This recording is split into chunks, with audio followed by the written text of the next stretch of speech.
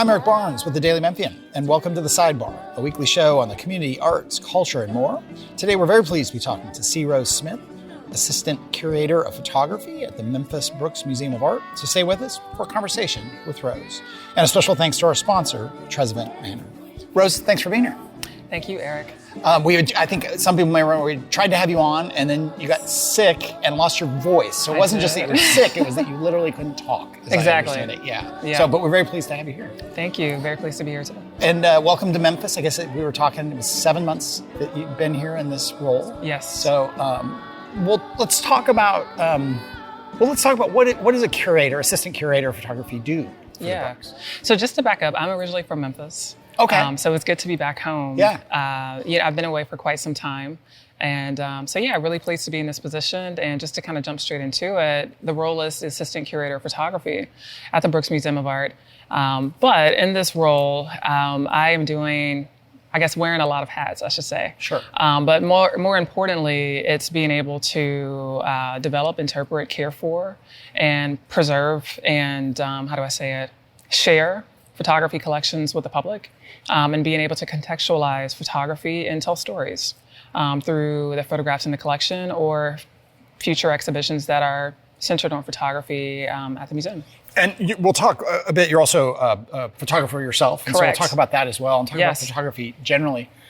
But staying with the Brooks, with the new museum being built downtown, end of 2025, I think is the last estimate of when y'all be moving down there. How will things change, if at all, in terms of specific to photography? There's obviously a huge number of changes. People can read about all that. They can see the renderings, all that. But just specific to your world of photography, what changes in the new facility? Yeah. So I think what changes is really just having a deeper examination of the history of photography in Memphis. A little bit has been delved into in the past at the Brooks, so maybe in the 90s, early 2000s. So we want to go back even further and start thinking about the rise of photography in Memphis in the 1850s and just kind of bringing that forward. So really, like I said, delving into the history, but then also thinking about the contemporary history of photography. How has photography really impacted the city, from 1850 to 2024? So that's what I'm curious about and interested in just bringing to the public. It's interesting how, when you say impact, I was thinking, often we think of photography, and maybe this is my news sort of orientation. We think of photography as recording history, or when you think about the 1850s. Right. But that's a really simplistic way for me to think about it, because bringing things to light, particularly back in the 1850s, photos that people maybe didn't know, things that were going on. That just the amount of exposure that a photo could bring through news, through an exhibit, through any means that, I didn't know that. Things good, bad, and indifferent. Exactly. That was, so the photography, it's not just they're recording impactful things, but they were showing it to the whole world. Showing it to the world, to the community and to the world. And so I think that's what, I'm really interested in is, again, it's folks who were moving to Memphis from rural parts of the region, so parts of Arkansas, parts of Mississippi, maybe even parts of Alabama, and why Memphis was this sort of central hub that people were flocking to in the 1850s, 1860s, even at the turn of the 20th century. So you're talking about after the yellow fever epidemic and sort of this reemergence of the city sort of rebuilding itself, right? Does the Brooks have its own collection from that era that you're talking about? Or are you going to bring in an exhibit? Is it a combination? It's a combination of things. So we certainly do have photographs that date back to even 1840. So photography was invented in 1839. So we have a couple of images that were carte de visites, if you will, that were like 1850s, 1860s. And I think probably our earliest, it actually is a lithograph that dates back a little bit earlier, so before the invention of photography in 1839. Yeah. Wow. Yeah. And you'll have more opportunity in the new facility to put this out as is it a planned exhibit, or it's one you're beginning to kind of work on and get ready? Or? Exactly. That's exactly it. So one that I'm beginning to work on. We have a lot of projects underway, a lot of exciting projects that I think the community will be really floored about. And really just sort of being able to see themselves represented too over time. So again, going back to the 19th century, but then also the early 20th century, and just being able to have exhibits that people can relate to. And again, thinking about representation and visibility. So those things are going to be crucial in exhibition making. Thinking about like some of the new conversations, recent conversations, I should say, since 2020 around DEAI, diversity, equity, inclusion. So just making sure that people feel seen more than anything. And in the, I guess, what will be the city's museum, the Memphis Art Museum. So that's what I'm looking forward to. What drew, you are also a photographer? Yes. And we'll talk about, you were in London recently for an exhibit of your own work. You've got, people can go to your website and learn more about the work you do and see examples of that. What drew you to photography? Yeah, oh, wow, that's a big question. So a little bit of a backstory. My grandmothers were photo assistants here in Memphis. They worked at Blue Light Studio in the 1950s. And so I learned about that history very early on in my childhood. And they didn't go off and pursue being photographers. Like I said, they were photo assistants. So just kind of working through working with in the dark room, or maybe even doing maybe some editing or what have you, or just engaging with customers, clients. And so knowing that history, but also being aware of Black photographers sort of taking up photography to make themselves visible, making our community visible, is what also drew me to photography, wanting to engage with the medium and wanting to see myself represented. And so my photography in particular focuses on a lot of self-portraits. And so yeah, that's what I'm engaging with, and that's why I became interested in photography. And I think about photography and how it's changed, and back when I was young, which was many, many decades ago, and my father had a Pentax, 35 millimeter, and he kind of got into photography, and he was developing black and white, and that was a big deal to have that kind of camera. And then I think the instant cameras came along, but part of what was crazy about them was you could only take 24 to 36 photos, right? I mean, that's what was in the roll of film or in the cartridge. And then you take them and you get it developed and you get it back. And again, younger people are like, what is he talking about? But the ubiquity of phones and cameras now, and pretty high quality I mean, not to your standard as an artist and a photographer, but kind of crazy quality that are in these phones that so many of us have. How has that changed even your view of photography, of what you might do or be able to do at the museum, and what hasn't changed? Going back to the 1850s to this new iPhone that someone might have. Yeah. I mean, I think you covered a lot in that. And, I think it's easy to kind of start with what hasn't changed is people are still interested in the historical processes of photography. So thinking about daguerreotypes, right, which was the earliest process in photography, there are folks who are still, at least because I studied in graduate school at the Rochester Institute of Technology. And so, really implanted myself in Rochester, New York, in the history of photography. So there are folks who are still very engaged with, like I said, the historical processes. So folks who are still interested in making daguerreotypes or just working with glass plate negatives. So I think that hasn't changed. People are still fascinated with that process and wanting to think about new ways of using the process contemporarily. But I think in terms of the advancement of the medium of photography and its technology, there's just so much that we have access to. There's so much that we can do. And photography has always been this democratic medium for everybody to be able to engage with at some point, making photography much more affordable and much more accessible. And so I think that is where we are in this time. Everybody has a phone in their pocket. Everybody has a phone in their hand. And so thinking about just even being in the era of selfies, how important it was for people to go and have their portraits made, or even be able to make a self-portrait. Probably some photographers, not probably, but a lot of photographers did engage with making their own self-portrait. But now we have the opportunity to do our own, just at any point. And so, I'm thinking about ways that we can engage with where photography is now at the new museum. I can't necessarily say what that's going to look like right now, but brainstorming ideas to be able to continue thinking about the ways in which photography has become so accessible and making sure that I engage with the youth. And because even if they can't have access to like the best digital camera or, the best quality film camera, they have access to their phone. Yeah. And so what can we do with the phone that can lend itself to thinking critically about photography and making? Right. I want to come back to a bunch more of that, but I want to just take a break for a second and do some housekeeping. Again, we're talking to C. Rose Smith, who's the assistant curator of photography at Memphis Brooks Museum of Art, also a photographer artist. I am Eric Barnes, and this is The Sidebar. It airs on WYXR 91.7 every Thursday at 11:30. Focused on the community, arts, culture, and everything in between. It's not just a radio show, though. It's one of many weekly podcasts we do at the Daily Memphian, including Bill Dries' politics podcast, On the Record, the Memphis Grizzlies podcast, hosted by Drew Hill and Chris Harrington.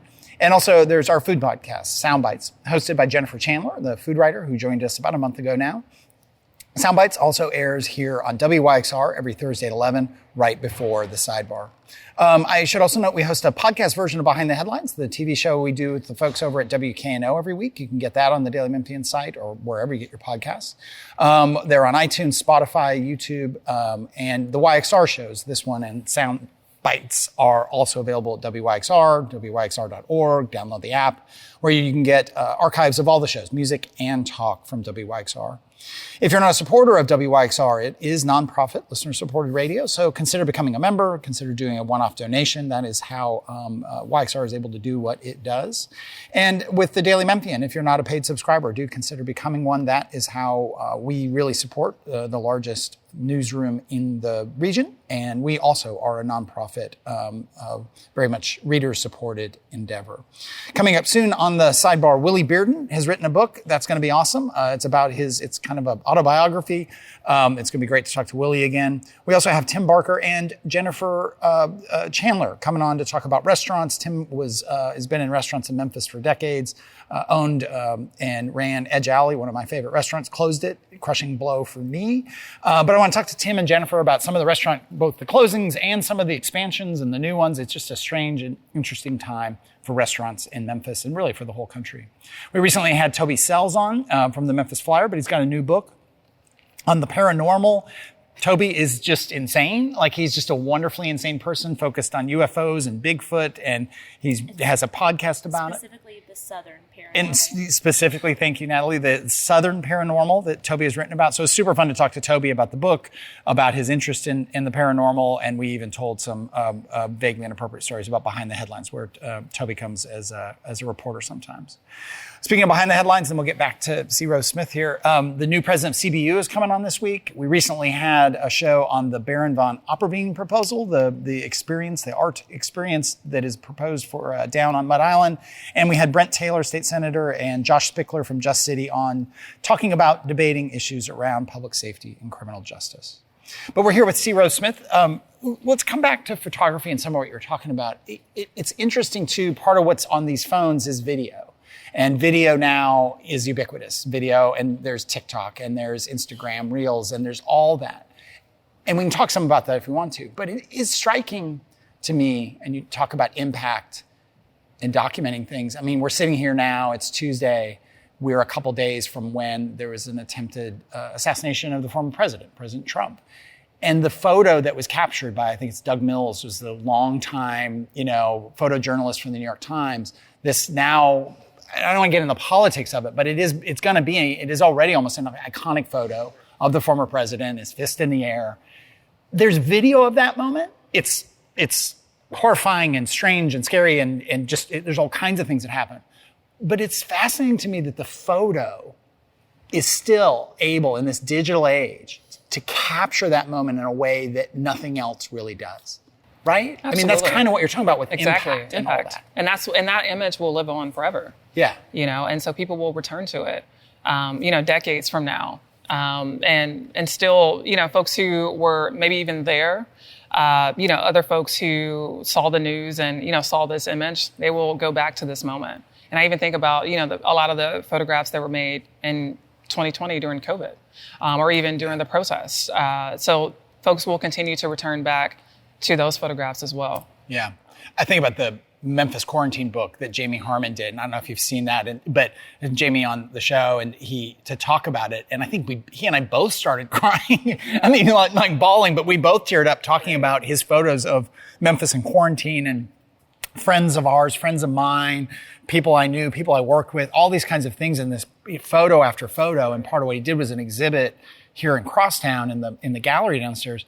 And as I told him, the first time I went in, it was probably, it was post shots, kind of like, maybe late 2021, but still very present, right, in our lives and impacting us. And it was too much. It was too much to see all those photos that documented the isolation that we all went through. And I told them, I was like, I had to get out of there. I had to go back prepared for what that was going to be like. Right. And so in talking about impact, right, like we think about the way photographs are provocative and evocative at the same time. So again, returning to the quarantine images in Memphis, or even to the recent attempt assassination on Donald Trump, it's like, again, people they feel something, you know what I mean? They're thinking, they're being brought back to this moment. And I think that is the power of photography, is to be brought back in time, you know what I mean, to go back to the past and sort of revisit how you felt and the memories that were surrounded around the experience you had, or even if you didn't have that experience, but the feeling that you had when you saw this particular image, when you remember this particular moment in time. So I think that is, like I just said, the power of photography. I should have looked this up because I think about it a lot. There was the photographer, he was a Dutch photographer, he was a Dutch immigrant, he was in New York in the 1800s.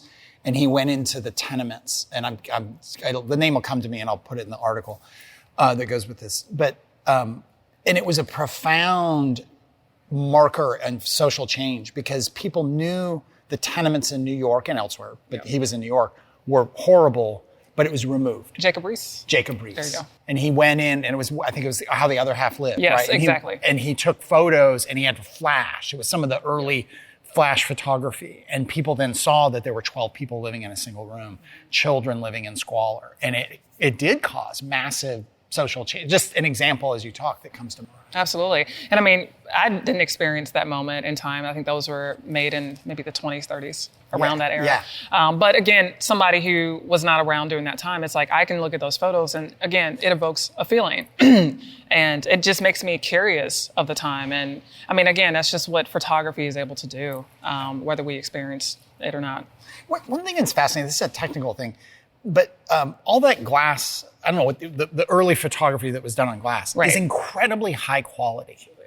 That is bizarre, right? Yes. Because you think of it as this, I mean, if you just sort of see it poorly produced in a TV show or, in a book or something, but the reality is the amount of detail that those glass panes picked up, if you zoom in on them, I've seen things about this, that there's immense detail in them. A lot of what looks bad is actually just they're 100 years old and they've been scraped and mishandled. Right. But the quality of that is remarkable. It's immaculate. And so, because those are glass plate negatives or daguerreotypes or ambrotypes, photographic objects, usually negatives on glass. And so they require a high level of safekeeping. And truly, they do have an immense amount of detail, as you just mentioned. And so you can keep, if you digitize them, you can keep zooming in and zooming in and zooming in, and it just gets better. It's nuts. There's one time a friend of mine who's in photography sent me it's a very old photo, glass, of London, actually. I think it was down. It was like over the river, and it was set up in a way that you could just zoom in, and you could see in windows and the shapes of people looking out the window. All this detail. It's remarkable. It truly is. And so, that's one of the things that I'm excited about with some of the work that some of the photographic objects we have at the Brooks right now that I'm working with are glass plate negatives from the early 20th century. And so some photographers who are working in these particular processes, and I mean, their photographs are immaculate. They're in great condition, excellent condition, in fact. And so again, just to be able to go back in time and just be moved, be wowed, if you will, by, my God, like these were made in 1906. We're in 2024, and they did their best to preserve their work. And so I'm just fascinated by the whole process and preservation of it all too. Yeah. It's interesting. It feels like I could be wrong about this, but there's this kind of return to film in film cameras. I mean, people are kind of into it. It's almost like the vinyl thing with records, you know, that vinyl is way up in terms of sales. Film I think film cameras and film sales. Yeah. Oh yeah, it's up. It's a new era. Yeah. It's a resurgence of film. And I think, again, people being so fascinated by film and sort of this nostalgia that's associated with it, right, with the history of photography. And so people want to sort of re-engage with that and sort of think about the past being present. And it's like, oh my gosh, how cool is it to see people, and and record it on film, and then to be able to experience that grain, because I think that a lot of people might even be attracted to the graininess of the negative, if you will, right? Yeah. And even just the process, it slows you down. And so I think that it could also be a part of it too, right? It's like we live in such a fast-paced society. We're always on the go. There's this sort of instant gratification, even associated with our phones and iPhone photography, if you will, right? So again, being able to return to processes that are sort of meditative and contemplative that slow you down. Yeah. One of the early memories of my son, who's now in his 20s, but it's his birthday today, happy birthday, is we were somewhere and I had a phone. I had a camera, early digital camera, but it was, the card on it would only hold about 30 photos. So there was some instant gratification, but you had to be like, you couldn't take just unlimited photos like I can do on my phone now, or you can't. And I remember my son, he took these photos walking around the zoo in Portland. And I still have one of them. It's a photo of a puddle. And he caught this reflection. I think he was 3, maybe 3.5. And it's the coolest photo. And he was old enough for me to say, just don't go take 100. You only have a couple. You can just take a few. And that slowness of it. Right. And I remember later, as the phones just became, you could take, essentially unlimited because the disk storage got bigger.